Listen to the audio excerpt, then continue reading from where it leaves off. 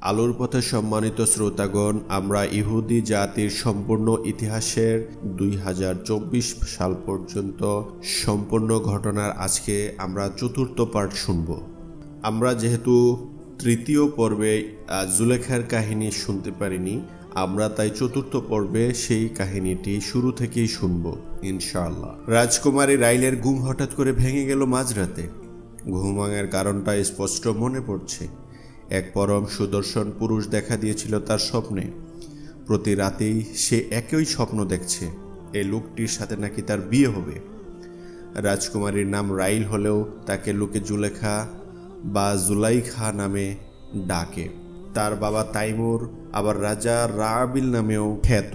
মিশরের ওপরের দিকে এক আরব ভূমি রাজ্যের রাজা তিনি। তার একমাত্র কন্যা রাইল তথা জুলাইখার নাম ডাক চারদিকে অসম্ভব সুন্দর হিসাবে। প্রতি রাত্রে সুখ স্বপ্ন ভেঙে যেতে লাগলো স্বপ্ন পুরুষকে দেখে দেখে। সেখানেই তার প্রেমে পড়ে যায় জুলাইখা। জিজ্ঞেস করে বসে এক রাতে, আপনি কে? উত্তর এলো যে তিনি মিশরের উজির। এরপরে আবার ঘুম ভেঙে যায়। রাজকন্যার জন্য একের পর এক বিবাহ প্রস্তাব আসতে থাকে, এটাই স্বাভাবিক। কিন্তু সব প্রস্তাব সে প্রত্যাখ্যান করে দেয়, স্পষ্ট বলে দেয় মিশরের উজির ছাড়া সে কাউকে বিয়ে করবে না। একঘেয়ে মেয়ের কথা শুনলেন রাজা। প্রস্তাব পাঠাবার পর সেটি গ্রহণও করলেন মিশরের উজির। না দেখে বিয়েতে রাজি হয়ে গেল জুলাইখা। বিয়ের আনুষ্ঠানিকতা শেষ, বরের কক্ষে গিয়ে চমকে ওঠে সে। এত সেই লোক না, এত বয়স্ক একজন। এ কি করলেন জুলাইখা? কেন আগে পরখ করে দেখেননি? এখন তার একগুয়ে বিয়ে তো সে নিজে ভেঙে দিতে পারে না, কাটা গায়ে নুনের ছিটার মতো। বাসর রাতে জুলেখা বুঝে গেল তার স্বামী অক্ষম।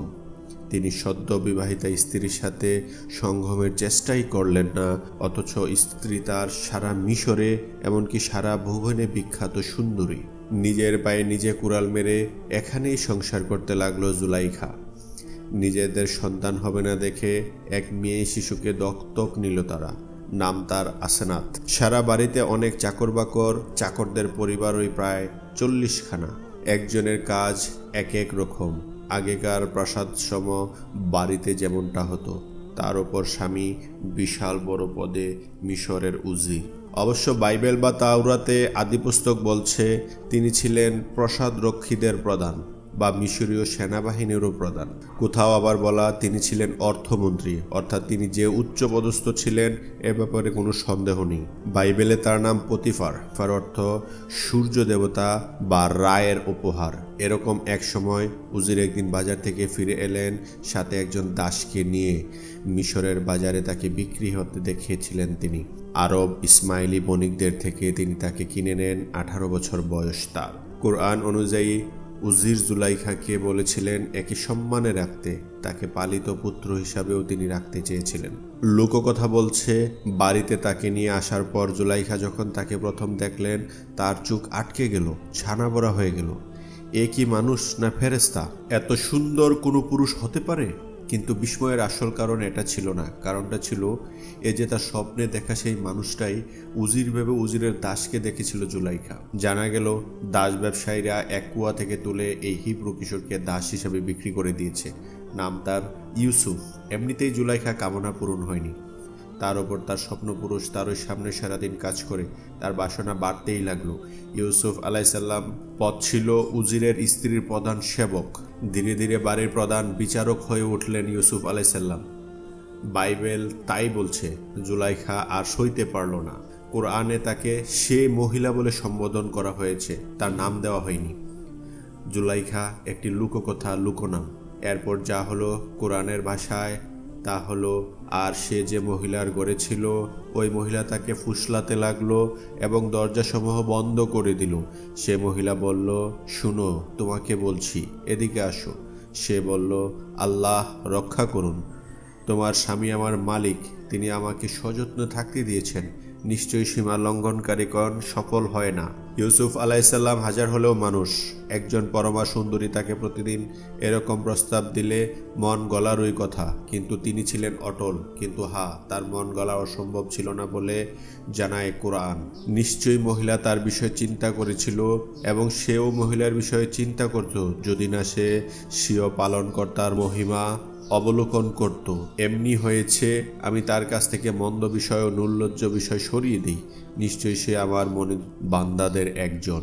লোককাহিনী জানায়, কদিন বাদে বাইরের কাজ সেরে যখন ইউসুফ আলাইসাল্লাম বাসায় এলেন, তখন জুলাইখার তাকে অন্দরমহলে ডাকলেন। কক্ষে ইউসুফ আলাইসাল্লাম ঢোকার পর জুলাইখা আনুবিসের মূর্তিতে পর রুমাল দিয়ে দিল। জোসেফ জিজ্ঞেস করলো, কি করছেন? জুলাইখার উত্তর ছিল, আমি চাই না দেবতা আনুশিব দেখুক আমরা কি করতে যাচ্ছি। ইউসুফ আলাইসাল্লাম একটি পিছিয়ে গেলেন। তখন হজরত ইউসুফ আলাইসাল্লাম উল্টা দরজা খুলে দৌড় দিলেন। ইউসুফ আলাইসাল্লামের প্রত্যাখ্যান জুলাইখাকে আরও উত্তেজিত করে তুলল। সে তাকে ধরার জন্য দৌড় দিল। এক পর্যায়ে তাকে প্রায় ধরেই ফেলল। ইউসুফ আলাইসাল্লামের জামার পেছনের অংশ ছিঁড়ে জুলাইখার হাতে চলে এলো। ঠিক তখনই জুলাইখার স্বামী দাঁড়িয়ে আছে দরজায়, এবং তখনই জুলাইখা স্বর পরিবর্তন করে ধর্ষণের চেষ্টার অভিযোগ করে বসল। কোরআনের ভাষ্য, তারা উভয় ছুটে দরজার দিকে গেল এবং মহিলা ইউসুফের জামা পিছন দিক থেকে ছিঁড়ে ফেলল। উভয়ে মহিলার স্বামীকে দরজার কাছে পেল। মহিলা বলল, যে ব্যক্তি তোমার পরিজনের সাথে কুকর্মের ইচ্ছা করে তাকে কারাগারে পাঠানো অথবা অন্য কোনো যন্ত্রণাদায়ক শাস্তি দেওয়া ছাড়া আর কি শাস্তি হতে পারে? ইউসুফ আলাইসাল্লাম বললেন, সে আমাকে আত্মসংবরণ না করতে ফুসলিয়েছে। কোরআনে আরও বলা হয়েছে, মহিলার পরিবারের জনৈক সাক্ষী দিল যে যদি তার জামা সামনের দিক থেকে ছিন্ন থাকে তবে মহিলা সত্যবাদিনী এবং সে মিথ্যাবাদী, এবং যদি তার জামা পিছন দিক থেকে ছিঁড়ে থাকে তাহলে মহিলা মিথ্যাবাদিনী এবং ইউসুফ সত্যবাদী। উপকথায় এমনটাও বলা আছে যে এই কথাটা অলৌকিক গুণে দত্তক কন্যা শিশু আসেনাত বলেছিল। এমনকি ইবনে কাসিরের তাফসিরেও বলা আছে যে ইবনে আব্বাস রাদিয়াল্লাহু আনহু এর হাদিসে রাসূল সাল্লাল্লাহু আলাইহি সাল্লাম বলেছেন, 4 জন শিশু অবস্থায় কথা বলেছিল, যার মধ্যে একজন ইউসুফ আলাইহিস সালামের সাক্ষী। দেখা গেল আসলে দোষী জুলাইখা। তাই জুলাইখাকে উজির বললেন মাফ চাইতে ইউসুফ আলাইহিস সালামের কাছে। কুরআন বলছে, অতঃপর গৃহস্বামী যখন দেখলো যে তার জামা পেছন দিক থেকে ছিন্ন, তখন সে বলল, নিশ্চয়ই এটা তোমাদের ছলনা, নিঃসন্দেহে তোমাদের ছলনা খুবই মারাত্মক। ইউসুফ, এ প্রসঙ্গ বাদ দাও, ক্ষমা প্রার্থনা করো, নিঃসন্দেহে তুমি প্রপাচারিণী। কিন্তু এরকম একটা ঘটনা চাপা থাকে না। ঘটনাচক্রে 5 জন চাকরের স্ত্রী বাইরে গিয়ে ব্যাপারটা মানুষকে বলে দিল। তারা নিজেরাও ঈর্ষান্বিত হয়েছিল জোসেফের সঙ্গে সঙ্গ না পেয়ে। লোককাহিনীতে এমনটাই বলা হয়। শহরে গুজব ছড়িয়ে পড়লে যে উজিরের স্ত্রী এক হিব্রু দাসের প্রেমে পড়েছে, কিন্তু জুলাইখার অনুরোধে উজির ইউসুফ আলাইসাল্লামকে দোষী সাব্যস্ত করে জেলে প্রেরণ করতে বাধ্য হলেন। কিন্তু তিনি জানতেন যে ইউসুফ আলাইসাল্লাম নির্দোষ। জুলাইখার সংসার আর স্বাভাবিক থাকলো না, তবে সে ঠিকই তার স্বপ্ন পুরুষের খবর রাখতে লাগলো। এক সময় সে জানলো ইউসুফ আলাইসাল্লামের সাহায্যে মিশররাজ স্বপ্নের অর্থ পেয়েছেন। তিনি মনে করেন ইউসুফ আলাইসাল্লাম নির্দোষ। জুলাইখার তলব পড়ল। সে সব দোষ স্বীকার করে নিল। কুরআনের ভাষায় আল্লাহ তাআলা বলেন, বাদশাহ বলল, তোমরা ইউসুফকে আমার কাছে নিয়ে এসো। যখন দূত ইউসুফের কাছে হাজির হলো, তখন সে বলল, ফিরে যাও তোমার প্রভুর কাছে এবং জিজ্ঞেস করো তাকে ওই মহিলার স্বরূপ কি, যারা স্বীয় হস্তকর্তন করেছিল। আমার পালনকর্তা তো তাদের ছলনা সবই জানতেন। বাদশাহ মহিলাদেরকে বললেন, তোমাদের হাল হাকিকত কি যখন তোমরা ইউসুফকে আত্মসংবরণ থেকে ফুসলিয়েছিলে? তারা বলল, আল্লাহ মহান, আমরা তার সম্পর্কে মন্দ কিছু জানি না। আজিজ পত্নী বলল, এখন সত্য কথা প্রকাশ হয়ে গেছে, আমি তাকে আত্মসংবরণ থেকে ফুসলিয়েছিলাম এবং সে সত্যবাদী।